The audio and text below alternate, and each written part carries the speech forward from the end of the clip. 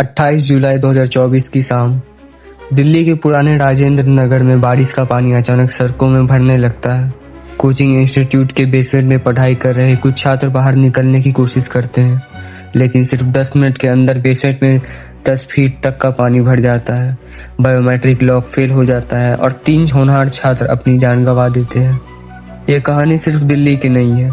चाहे गुड़गांव हो, मुंबई हो, बेंगलुरु की सिलिकॉन वैली कहे जाने वाली टेक पार्क सड़कें हो या चेन्नई, हर साल मानसून आते ही भारत के सबसे विकसित और महंगे शहर नाले में तब्दील हो जाते हैं। अरबों रुपयों का टैक्स देने वाले आम लोग सड़कों पर नाव चलाने को मजबूर हैं। लेकिन मीडिया में क्या चलता है? टीवी एंकर बारिश में छतरी लेकर चिल्लाते हैं और इसे मानसून का मजा बताते हैं। आज की इस वीडियो में हम समझेंगे कि आखिर भारत के आधुनिक शहर बारिश की एक ही झड़ी में डूब क्यों जाते हैं। क्या यह कुदरत का कहर है या सरकारी भ्रष्टाचार और गलत प्लानिंग का नतीजा? इस पूरी समस्या को समझने के लिए हमें अपने शहरों की ज्योग्राफी और इंफ्रास्ट्रक्चर को 3 मुख्य हिस्सों में बांटकर समझना होगा। कंक्रीट का जंगल। पहले जब बारिश होती थी तो 70% पानी जमीन सोख लेती थी, क्योंकि कच्ची मिट्टी, तालाब और पेड़ हुआ करते थे। आज हमारे शहरों में 90% जमीन पर कंक्रीट, डामर की सड़कें और इमारत हैं।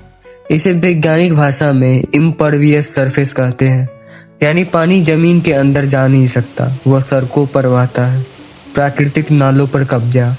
बेंगलुरु का उदाहरण लीजिए। 1960 के दशक में बेंगलुरु में 260 से ज्यादा झीलें और एक दूसरे को जोड़ने वाले प्राकृतिक नाले थे। आज उनमें से 80% झीलें गायब हो चुकी हैं।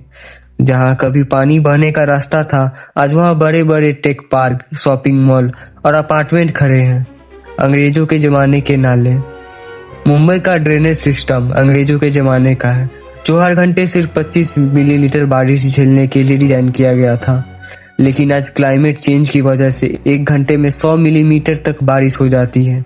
जब पानी बाहर निकलने का रास्ता ही नहीं पाएगा तो वह आपके और हमारे शहर में ही घुसेगा ना।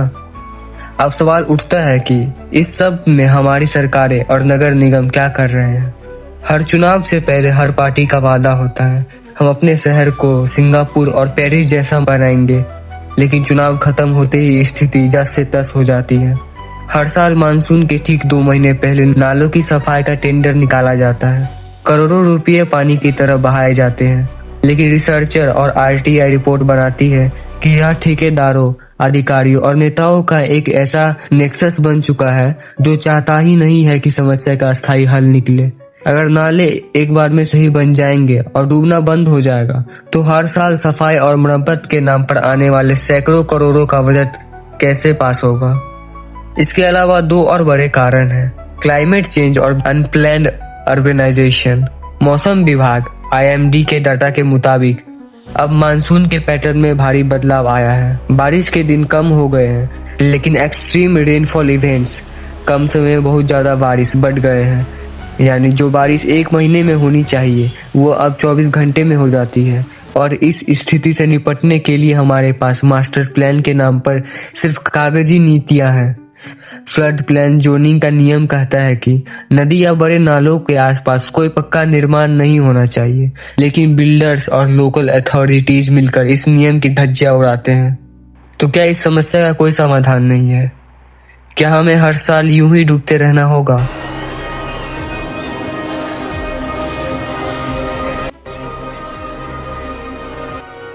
बिल्कुल नहीं।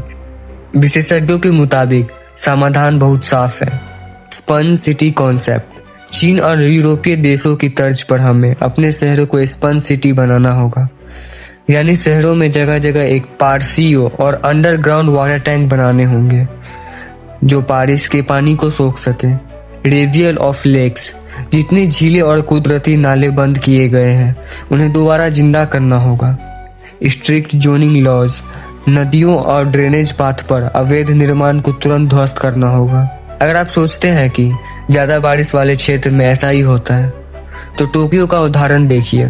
टोक्यो दुनिया के सबसे ज्यादा तूफानों और बारिशों का सामना करने वाला एक शहर है, लेकिन टोक्यो की सरकार ने जमीन के 50 मीटर नीचे एक विशालकाय अंडरग्राउंड ड्रेनेज टनल बनाया है, जिसे जी कैंस अंडरग्राउंड कैनल कहते हैं।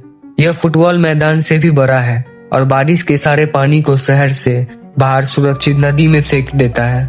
इसी तरह नीदरलैंड्स ने room for the river project बनाकर बाढ़ पर काबू पाया। पॉलिटिकल विल हो तो सब मुमकिन है, लेकिन भारत में स्थिति इससे बिल्कुल विपरीत है और इसका सबसे बड़ा उदाहरण है हमारा असम। असम में हर साल ब्रह्मपुत्र नदी का पानी तबाही मचाता है। लाखों लोग बेघर होते हैं, काजीरंगा के बेजुबान जानवर डूबकर मर जाते हैं और सैकड़ों जान चली जाती है। सरकार हर साल बाढ़ रोकने के नाम पर तटबंध बनाती है और हर साल वही तटबंध टूट जाते हैं। असम की स्थिति हमें यह सिखाती है कि जब आप कुदरत के साथ खिलवाड़ करते हैं, नदियों के प्राकृतिक रास्ते पर कब्जा करते हैं और सिर्फ शॉर्ट टर्म राजनीति वादे करते हैं, तो उसका खामियाजा आम जनता को ही भुगतना पड़ता है।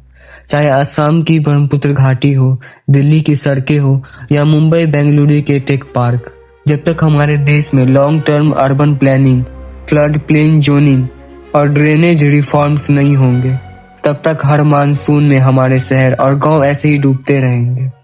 अगर आपको यह एनालिसिस पसंद आया हो तो हमारे चैनल को सब्सक्राइब करें और इस वीडियो को शेयर करके सरकार और प्रशासन तक यह सवाल जरूर पहुंचाएं। धन्यवाद।